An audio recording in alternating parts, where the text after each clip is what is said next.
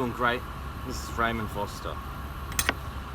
Recently I met somebody and they struggle with some issues, okay, some trauma from the past. Specifically, it's in relation to a young Western female who fell into bad drug habits. This individual cared about her. Everything he tried seemed to fail, didn't quite work, didn't help, and she went down a very dark path. He feels a lot of regret because of this, because he wasn't able to help this individual, even though he tried in every way that he could. And so he has a lot of self-judgment there. He doesn't forgive himself. He feels almost a sense of responsibility because he wasn't able to help.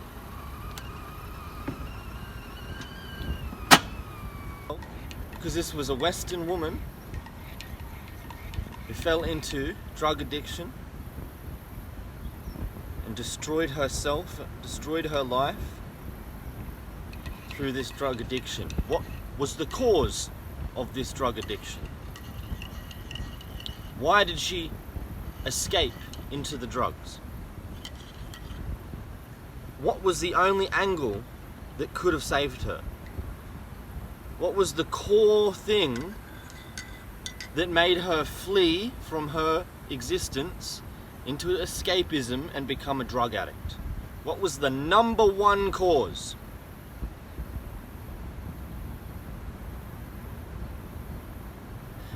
The number one cause for any white woman on the planet becoming a drug addict, or any white man on the planet becoming a drug addict, the number one cause, the number one reason is called anti-whiteism. The enforced trauma, okay, the trauma associated with what is called white guilt. So white children are the only children on the planet, okay? We are discriminated the most out of any race, to the point where even white children are abused and molested from childhood. Every single white person on the planet was abused and molested from childhood with self-hatred, a psychological molestation and abuse of self-hatred, called, in simple terms, white guilt.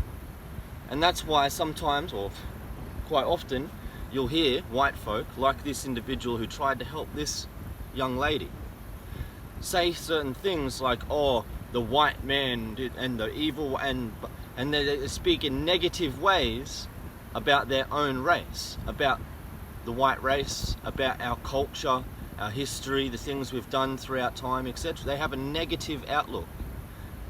Whereas somebody who's healthy, a white person who's healthy and hasn't been who isn't living from a place of trauma and escapism and self-harm, all right, they don't say the white man did bad, or we don't say sorry for anything. So a healthy white person, that's the perspective we have. We'll never say sorry. We stand against white guilt because it is a form of trauma and abuse, a molestation of children, which then leads to, like this young woman, falling into drug addiction and destroying her life. Fundamentally, why? Let's sum it up. She became a drug addict and destroyed her life, okay? And this has also affected and traumatized this man, this individual that I've met recently, okay? And he's started to destroy his life as well now.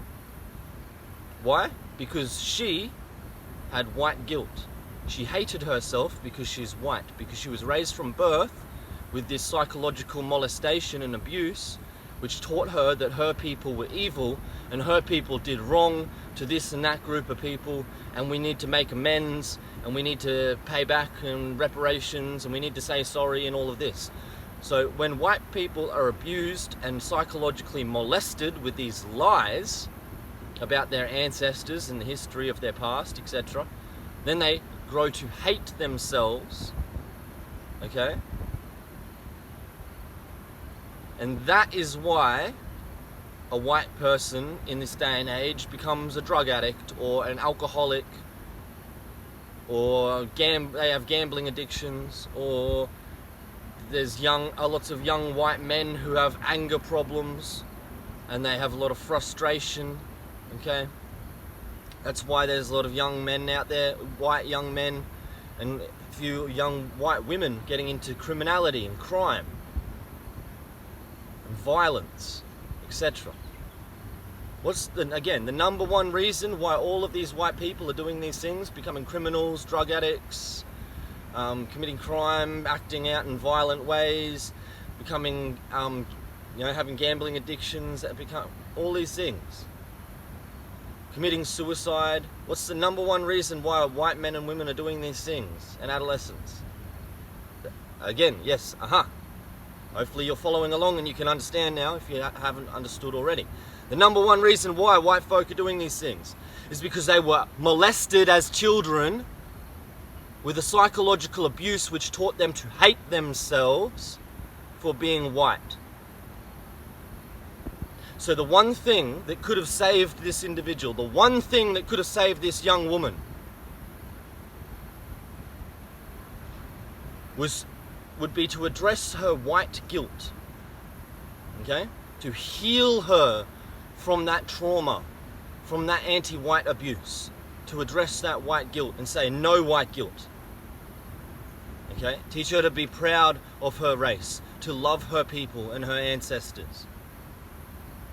Then she wouldn't have fallen into that drug addiction and destroyed herself. And the saddest part of all of this is that man that I met recently who is traumatized because he failed to save her. I'm telling you this instead of telling him because he won't listen to me. But you will listen and you can save lives. I know that I've already saved people from committing suicide, falling into drug addiction, etc. Literally saving people's lives. Holding together entire families.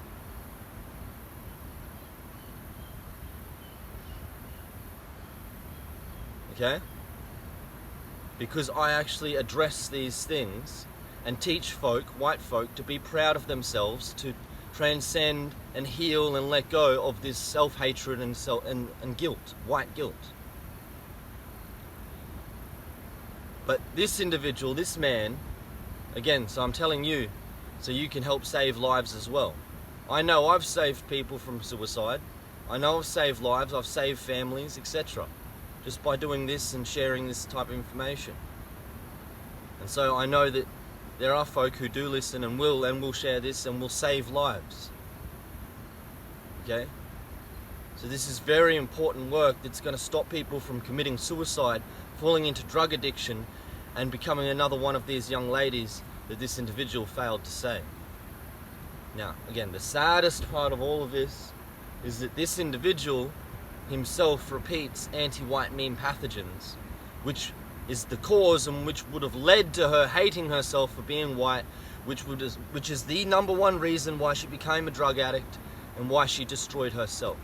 So he, unconsciously and unwillingly, unknowingly, was one of the main causes for her to destroy herself, because he had within himself a self-hatred for Western kind, a self-hatred of the white race, and speaks about, the evil here and that, and white culture is bad here and there and that. And those are the building blocks which build this destruction, okay? This altar on which members of Western kind sacrifice themselves through drug addiction, alcoholism, all of these issues, okay? Criminality, sexual addiction and perversions, so and so, on and on. All of the negative things you could think of. All the way to the ultimate escapism and what is called white flight of suicide.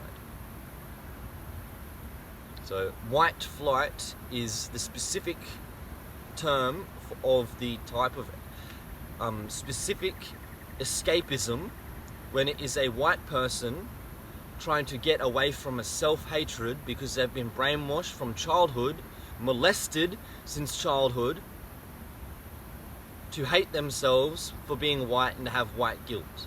So that the specific form of escapism to get away from that white guilt and that harm, that psychological abuse from the molestation we all suffered as white children, is called white flight. That form of escapism, white flight. And the ultimate form of it is white flight into suicide. And people will do that through drug addiction, criminality, other means sometimes. Instead of just going directly to the white flight of suicide, they'll white flight through the drug addiction into the suicide, etc. But that is what it is, and therefore that means the only thing that can save the vast majority of white folk, the only thing that can help white people in this day and age, alright, is to address that which is causing them to go into these harmful states of escapism called white flight, which is anti-whiteism, which is the molestation, the anti-white racial molestation that all white people have endured and suffered from childhood all throughout our lives, which has tried to teach us to hate ourselves so that we white flight away from ourselves into self-destruction and suicide. So again, the only thing that could have saved this young lady was to address her white guilt and to teach her to be proud of the white race, her ancestors, and to love herself and to love the white race. It's the only thing that could have saved her from this drug addiction. And yet this individual who is hung up and judges himself for not being able to save her from this drug addiction was a part of the cause of her drug addiction because he was enforcing and does repeat anti-white meme pathogens.